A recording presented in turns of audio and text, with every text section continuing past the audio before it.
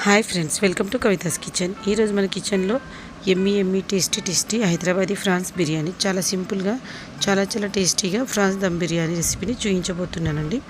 ఇది mutton chicken biryani అంతా popular taste ఉండదు, కానీ ఈక్వల్ టు అలాగే ఉంటుందండి. ఈ బిర్యానీ ప్రిపరేషన్ చేయడం చాలా ఈజీ అండి. మటన్ చికెన్ బిర్యానీ కంటే చాలా ఈజీగా సింపుల్గా ఉంటుంది.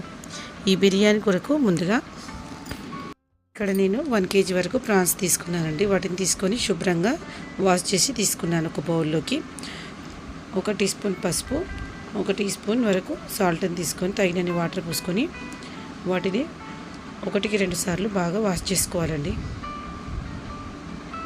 బాగా వాష్ చేసుకున్నాక అలాగే ఒక పావు గంట సేపు ఉంచేసి వాటర్ని వంపేసేయాలి. వంపేసిన తర్వాత అదే బౌల్లోకి మంచినీళ్ళని పోసుకొని ఒకసారి బాగా క్లీన్ చేసుకున్నాక అదే బౌల్లోకి పావు టీ స్పూన్ పసుపు, రుచికి సరిపడా ఉప్పు, 2 టీ స్పూన్ల కారాన్ని వేసుకోవాలి. ఇప్పుడు ఇందులోకి 2 టీ స్పూన్ల అల్లం వెల్లుల్లి పేస్ట్ని యాడ్ చేసుకోవాలి. తర్వాత మనం ఫ్రై చేసి పెట్టుకున్న ఆనియన్ ఇందులోకి ఒక బౌల్ వరకు తీసుకోవాలండి. ఫ్రైడ్ ఆనియన్ వేయడం వల్ల మనకు బిర్యానీ అనేది టేస్ట్గా ఉంటుంది. నేను ఇక్కడ ఒక బౌల్ వరకు ఫ్రైడ్ ఆనియన్ వేసుకున్నానండి. వేసుకున్నాక ఒకసారి బాగా కలుపుకోవాలి. మసాలా మొత్తం ముక్కకు పట్టేటట్టు బాగా కలపాలి. తర్వాత ఇందులోకి 2 నిమ్మకాయలను జ్యూస్లా చేసి ఇందులోకి వేసుకోవాలి.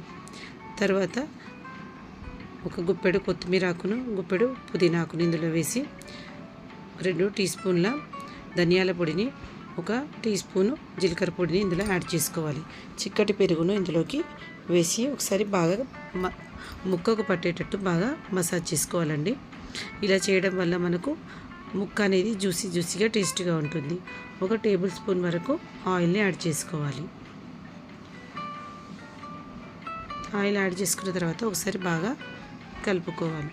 కలుపుకున్న తర్వాత మూత పెట్టేసి దీన్ని ఒక 1 అవర్ పాటు మనం పక్కకు పెట్టేసుకోవాలండి. పెట్టడం వల్ల మనకు ముక్క అనేది జ్యూసీగా సాఫ్ట్గా తయారవుతుంది. ఇప్పుడు బిర్యానీ రైస్ వండడానికి ఒక పాత్రలోకి 1 kg వరకు బియ్యాన్ని బాస్మతి రైస్ తీసుకున్నానండి. దీన్ని 1కి 2 సార్లు బాగా వాష్ చేసేసుకొని ఒక ½ అన్ అవర్ వరకు నానబెట్టుకోవాలండి. ఇప్పుడు బిర్యానీ చేసేటప్పుడు క్వాలిటీ రైస్ని వాడాలండి. అప్పుడే మనకు బిర్యానీ అనేది టేస్ట్ వస్తుంది. ఇక్కడ తగినన్ని వాటర్ పోసుకొని మూత పెట్టేసి ఒక ½ అన్ అవర్ పాటు వీటిని నాననివ్వాలి. ½ అన్ అవర్ తర్వాత మూత తీసి ఇందులోకి 1 టీ స్పూన్ వరకు షాజీరా, ½ టీ స్పూన్ వరకు లవంగాలు, ½ టీ స్పూన్ వరకు మిరియాలను, 3 ఇంచ్ వరకు దాల్చిన చెక్క, 3 ఇలాచీ, బిర్యానీ ఆకు, స్టోన్ ఫ్లవర్, సాల్ట్ని మనకు వాటర్ ఉప్పు వచ్చేంత వరకు వేసుకోవాలండి. మనం వాటర్ పంపిస్తాం కదా, రైస్ అనేది కరెక్ట్గా ఉంటుంది. 1 టేబుల్ స్పూన్ వరకు ఆయిల్ని యాడ్ చేసుకోవాలి. తర్వాత పుదీనా ఆకును కొద్దిగా యాడ్ చేసుకోవాలి. 4 పచ్చిమిర్చి చీలికలు సన్నగా కట్ చేసి వేసుకోవాలి. తర్వాత ఇందులోకి 1 టేబుల్ స్పూన్ వరకు నిమ్మరసం యాడ్ చేయాలండి. వేసాక పైన బాగా కలుపుకోవాలి. తర్వాత మూత పెట్టేసి స్టవ్ పైన పెట్టాలి. స్టవ్ పైన పెట్టాక మధ్యలో మనం చూస్తూ ఉండాలండి రైస్ ఉడుకుతుందో లేదో.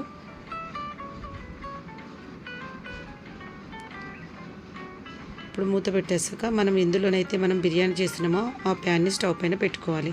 అందులో 3 టేబుల్ స్పూన్ల ఆయిల్ వేసి ఆయిల్ హీట్ అవ్వగానే అందులోకి 1 టీ స్పూన్ షాజీరా, 1/2 టీ స్పూన్ వరకు లవంగాలు, 1/2 టీ స్పూన్ వరకు మిరియాలు, స్టార్ అనాస, 4 ఇలాచీ, మరాఠీ మొగ్గ, బిర్యానీ ఆకు, 10 పచ్చిమిర్చి చీలికలు సన్నగా కట్ చేసి వేసుకోవాలండి. బండ పువ్వును కూడా వేసుకోవాలి. ఒకసారి బాగా ఫ్రై చేసుకోవాలి. తర్వాత ఇందులోకి మనం సన్నగా కట్ చేసి పెట్టుకున్న 2 మీడియం సైజు ఉల్లిపాయలను ఇందులోకి యాడ్ చేసి ఒకసారి బాగా ఫ్రై చేసుకోవాలి. ఇలా బాగా ఫ్రై చేశాక ఇప్పుడు ఇందులోకి రుచికి సరిపడా సాల్ట్ని వేసుకోవాలి. సాల్ట్ని వేసి ఒకసారి బాగా ఫ్రై చేసుకోవాలి. తర్వాత 2 మీడియం సైజ్ టమాటాలు సన్నగా కట్ చేసి ఇందులోకి వేసి ఒకసారి బాగా కలుపుకోవాలి. తర్వాత మూత పెట్టేసి ఒక 5 నిమిషాల పాటు ఉల్లిపాయను టమాటాను మగ్గనివ్వాలి. 5 నిమిషాల తర్వాత మూత తీసేసి ఒకసారి బాగా కలుపుకోవాలి. ఇలా బాగా కలుపుకున్నాక ఇందాక మనం మ్యారినేట్ చేసి పెట్టుకున్న ప్రాన్స్ని ఇందులోకి యాడ్ చేయాలి.